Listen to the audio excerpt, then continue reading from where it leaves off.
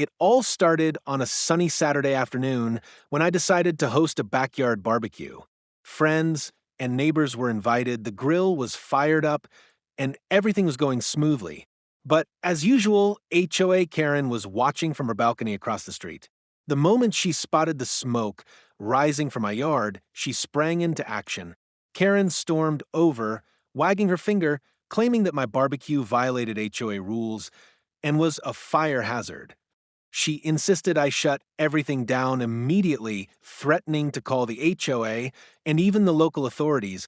I calmly told her that my setup was completely legal with all safety precautions in place, but she wasn't listening. Her obsession with controlling everyone else's property had reached a new level. Undeterred, Karen called the fire department, expecting them to shut down my event. But here's where things took a twist she didn't see coming.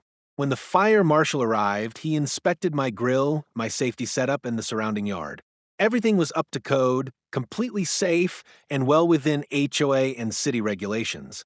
Then, out of curiosity, the fire marshal asked Karen if she had any open flames or other potential fire hazards on her own property. That's when the situation flipped.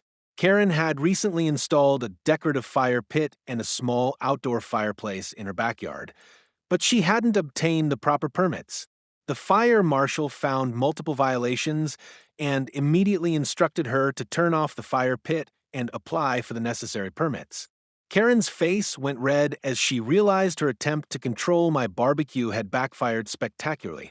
She had spent so much energy trying to police everyone else's property, only to have the law catch her in violation of the same rules she was using to intimidate others.